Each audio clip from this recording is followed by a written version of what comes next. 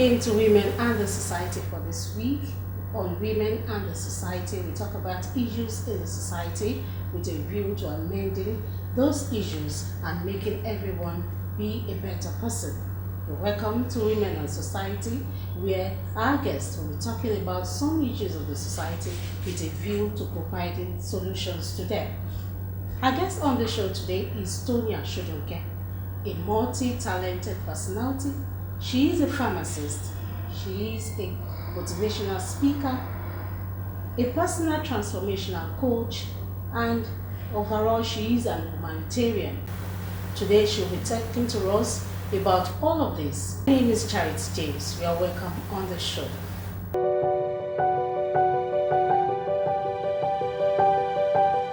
It's nice having you. Same here. It's a pleasure being here. You are a personal transformational coach. What does that mean? Well, it means that I help other people, walk them through their personal development. It's one thing to know what to do, and it's another thing to know how to do it. So what I do is that I help people in their personal lives to become better versions of themselves, and of course I also work with business startups and to help them move to the next level. Generally, I focus on helping women build their career, break free from their comfort zone so that they can, maximize every opportunity they have at their disposal, work on their talent, their giftings, and of course their businesses too. Can you break that down for us? You said some women are stuck. Stuck in what sense? So when I say some women feel stuck, it's just like, you are loaded with so much potential, you are gifted, you can do so many things. There are so many women that are so talented, they can make different kinds of crafts, but they just don't know how to get started in the business. Some of them do so many things for free and can't seem to provide for their families. Now, what I actually focus on is helping women to really live up to the name helpmates in their homes so that they can be of benefits to their families, their husbands, and the community in general. So that's what I mean. So I help them, I break down into strategies, systems, and how they can actually get started from the scratch and then, move on, grow the business to a level where it becomes profitable. Madam Sodunke, I'm interested in you helping women because the program is focusing on women and make them better. So can you tell us, you might not tell us the full process, but do you include communication in your strategy of getting these women up and doing? Of course, because we all know that without communication, you really can't achieve anything great within yourself or within the society. Now, if these women have to work and then move their talents or their businesses to the next level, they will definitely need to communicate with the people out there, communicate with their customers and all that. So this is all what I bring into packages where I break them up into simple lessons, simple sessions. So I run them through certain classes, certain sessions, and by the time we are done, they are better equipped to actually face the society. You're a pharmacist. Yes. And we know that women in science does not have time to do any other thing, they focus on them. So how do you combine all of this and you are a mother, a wife? Well, let me just say it's the grace of God. Sincerely, sometimes if I have to look at it, it looks so and feels so cumbersome, but the truth is that I have an understanding spouse. I have children that are also very cooperative and understanding, and so I'm able to better manage, because you see, when you're driven by passion, knowing that you cannot leave the home front out of it all, you learn. So over time, I have grown better and better at merging everything and becoming the superwoman that I was created to be. Let's focus a little bit about on your career now, your profession now, a pharmacist. Yes. Why did you pick being a pharmacist? Well, actually, why did I pick being a pharmacist? You will be amazed if I tell you I didn't pick pharmacy. Now, when I was actually ready to go into the university, my first and second choice was medicine. And then one certain evening, you know, I was with some of my friends, and we saw one of these my teachers, and it was like, oh, you know, we greeted and everything. And when we were telling him the courses we had put in JAMB and all that, he now asked me, why medicine? Why not go for pharmacy? I thought he was joking. Funny enough, before then I knew nothing, next to nothing about pharmacy. So I just laughed. I said this man should come and be going, you know, because I felt that, but I had made up my mind. But 2 weeks or 3 weeks after then, the results came out, JAMB, and I got ABU, pharmacy. I was amazed. Did you pick it? At all, first and second choice, the two universities, all medicine. So I don't know where pharmacy came from. Then of course I started the journey because I came in through IGM, so I went straight to 200 level. I was hoping that okay, along the way I would cross over to medicine and continue with the medicine I always wanted, but it just didn't work. And then I grew to love pharmacy, and I decided to stay put. We'll dwell a little more on pharmacy because you're first a pharmacist. Yes. Before any other thing. Professionally. Yes. So being a pharmacist all through your journey as a career, have you ever had any experience that puts you off and you regretted going into that profession as a lady? Well, I would say I had an experience in my very first year. You know, I said I entered through IGM, so I went straight to 200 level. Now, one of the courses I had taken, pharmaceutical calculations, I failed it. And sincerely, I am a stickler for positivity. So for me, it was like, wow, how can I fail? And funny enough, that course turned out to be a prerequisite. Meaning, if you don't pass that course, there's a certain course in the next level, the 300 level, that you can't take. And if you can't take the one in 300 level, you can't take the one in 400 level. So this thing followed me till the very end. So in as much as I had tried, I passed all my courses and everything, it gave me an extra semester.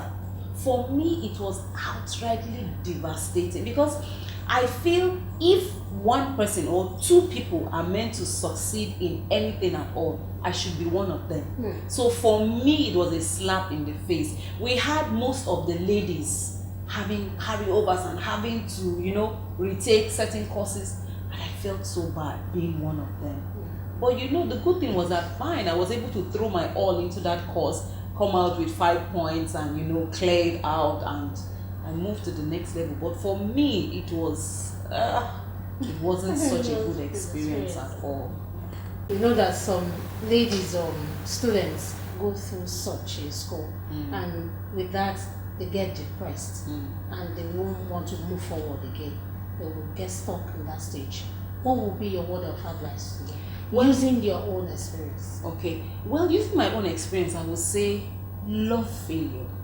Because the truth is that every failure gets you closer to success. This is one thing most people do not want to hear, but this is the truth about life. Life is not a bed of roses like we've always heard.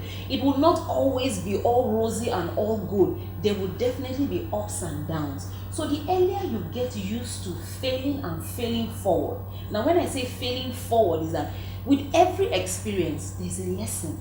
And the reason why you failed that particular maybe course or stage in life is because there is a lesson you are meant to pick that you are not yet picking. I tell people that life generally is like an examination. You can't go to the next level until you pass that examination for this present level where you are. So life will always test us. And if you keep crumbling every time you fail, then you will never succeed. But the faster you fail, the more you succeed. Imagine Albert Einstein failing 999 times. That's crazy. And then the 1000 times he got it right. Just think about it. Do you think the youth of nowadays will have that patience? Oh wow. You and I know it's going to be a tough game for them because we are in the Indomie age. They just want it fast, sharp, and that's really quite unfortunate. And this is why we are here as mentors. This is why we are here as coaches, to be able to bring up the next generation, to teach them this is not the way life is. You're going to have a mixture of success and failure, but in all, that is what makes you you. And I'm sure if we had to discuss and I hear some of the things you've been through in life, I definitely am so sure that most of the things you've been through, you have learned more from the sad and hardship and failures than the successes. That's the same. Experience. Yes, that's where experience comes from. And the more you experience, the better prepared you are to face tomorrow. You, as a motivational speaker, what do you think this society lacks now? Because we know that when the home is settled, every other thing is settled too, according to some people. So do you think our homes are not settled? That's why we are having some difficulties in the society, or it is bound to happen that way? Well, I'll say it's a mixture of both. But the truth is, every parent is there in the life of their children to groom them, because the reason why I have been through life, I have seen life, I have experienced different things, I have learned from my experiences, is so that I can pass the knowledge to the ones that are coming up. So whenever we see the society having hiccups in commerce, it means that the home front is not managing the situations well. Because if we are able to groom our children, talk to them, teach them these things. They say experience is the best teacher, but I beg to differ in the sense that we don't all have to experience it. The reason why people have gone ahead of us is so that they can experience it and teach us. So we don't all have to experience what they've experienced. So if the home front has parents that are teaching the children, grooming the children, the society will be a better place. So the truth is that we all need to take responsibility for the roles that we play in the home. The home is actually the bedrock of society. Once the home is in order, it will produce children who are better citizens, better members of the society, and it will help us in all. In your profile, you said you help women and men, but majorly women, to discover their unique qualities. Have you ever seen a woman that has not discovered a unique quality? And how do you discover that a woman is not discovering herself? Well, you will be shocked to find out that there are so many women out there who truly have not discovered. I told you I recently had a 4 weeks purpose mentoring program where I had women. It was a close coaching session where I had women who actually registered for the course, determined to discover their purpose. It's amazing when you find out that several women are just living one day at a time, not knowing what next or what they are actually here for. And so what I do is that there are different models, but part of what I make you understand, like one of the early models, is to take them through. There are certain things you love to do. I mean, if I wake you up from sleep, it doesn't take you energy, it doesn't take you strength. It's something you are really cut out and built for. For some people, it might be surface, like you like to sing, you like to act, you love to make money, you are business oriented. But for other people, it might be deep seated. There might be people that are here and they love to see everywhere speak and span. They think it's just an obsession.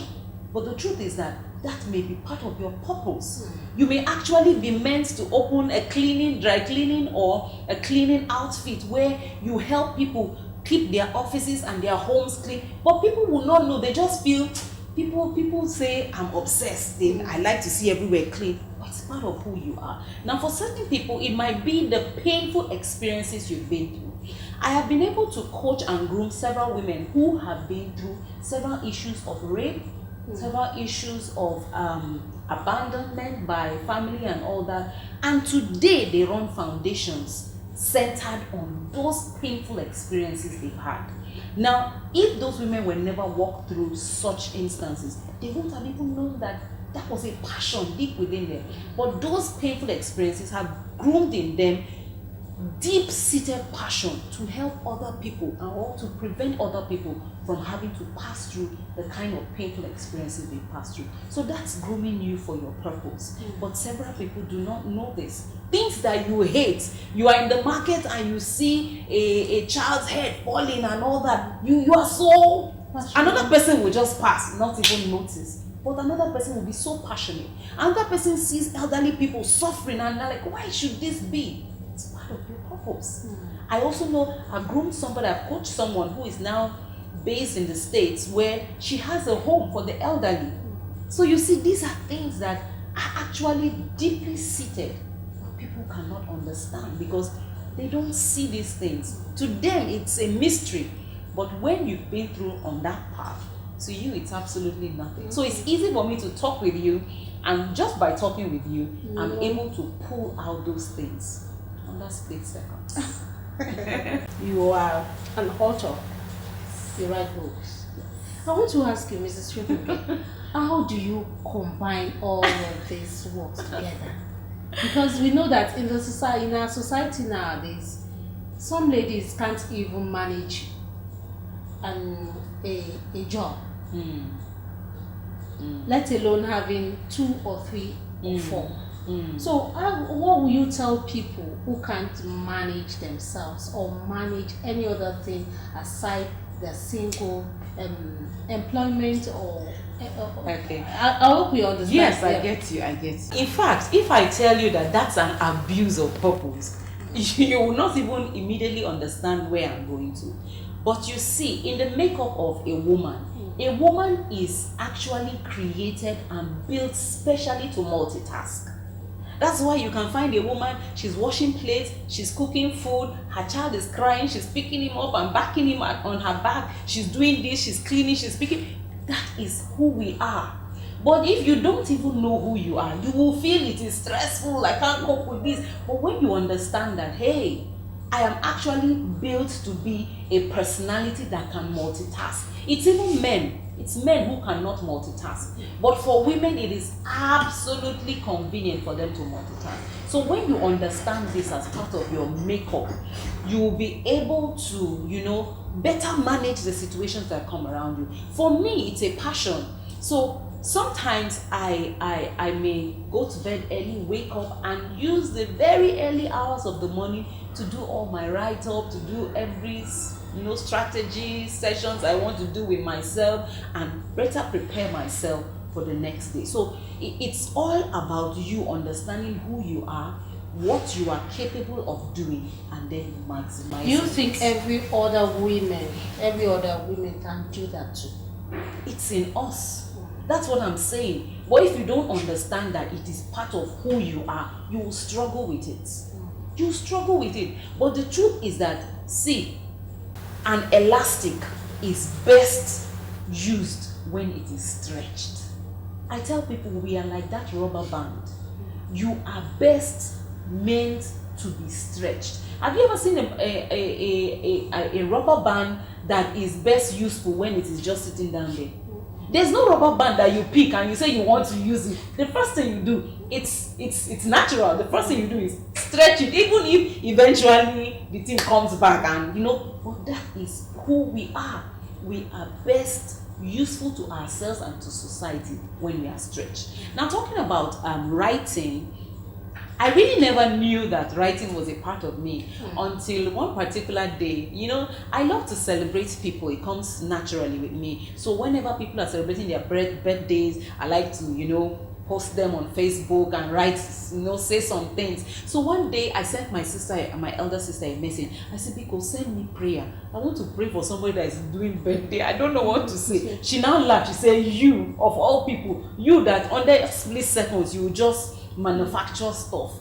And it's like that statement made me pull back and rediscover. Yes, I thought about it and I discovered that it's true. I can just pick up my phone. I want to say 2 lines to you, but before I notice, I'm papa, it's just flowing. That was where I discovered that it actually comes naturally with me.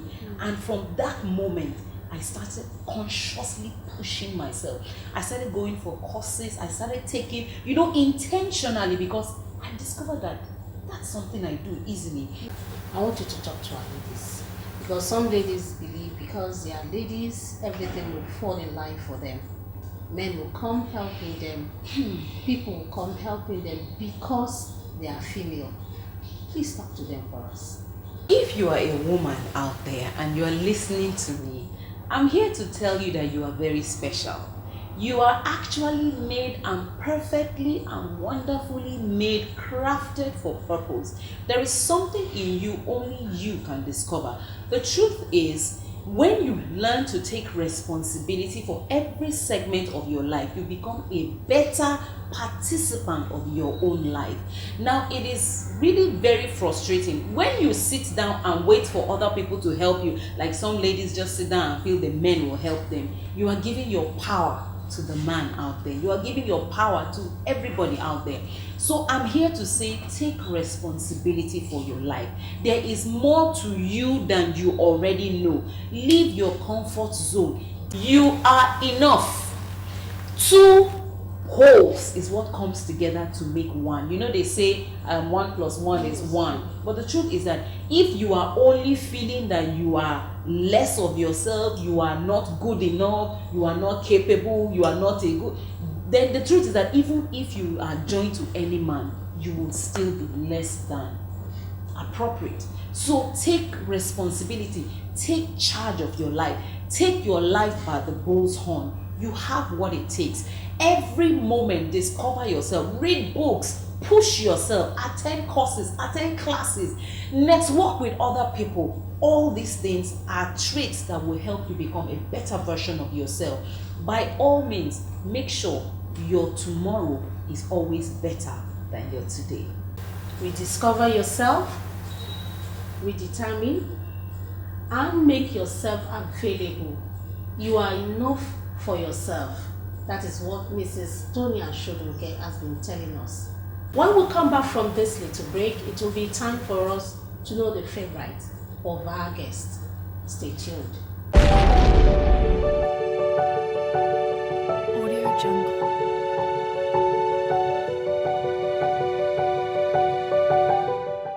We are glad to have you back. Madam Sodunke, this aspect is for us to know what you like and what you don't like. In terms of food, color, the games, and do you like going to parties? I'm not so much of a party freak at all. Like, my favorite color is what I'm wearing, red. You'll be like, how come? I don't know, but I just find myself always tilting towards red unconsciously. Unconsciously. So that's when I knew that it's not even about what I used to fool myself that my favorite color was pink until I discovered I don't have any pink thing. Tell me, what attire do you like wearing? Is it the English or the native? Well, I'm a mixture of both though. I actually put on both, but you know, whenever I want to feel very African, that's when. So what type of food do you like eating? I'm a rice person. I can eat rice morning, afternoon, and night, as long as it's white rice, jollof rice, fried rice, or coconut rice. Type of rice. But I'm a rice person. It's that bad. Let's talk about your sportish side. You're not looking sportish anyway, but let's talk about it. What type of game do you like or you've been involved in? Truly, I used to love basketball. But fortunately, I'm too tall for them. So that's how I just seem to fall by the wayside. And then I think when I traveled out, I found myself really enjoying football. If not before then, I wasn't really a football fan. But I think having a son who is a football freak has made me develop some bit of love for football. So I think if I should pick or select any game, I think I may say football as a supporter. Madam Tonia, on that note, we'll end the program. Thank you for coming. It's We've enjoyed talking to you. Yes, and I enjoyed responding. Thank you for being sweet and loving. Thank you so much. You're welcome. We are here on Women and the Society to help the women build themselves. Not only the women, the children, be it a boy child or a girl child. When a woman is built thoroughly, then the nation will be built thoroughly. So please build yourself, discover yourself, and make sure you use any given opportunity very, very positively. On that note, we say goodbye on Women and the Society.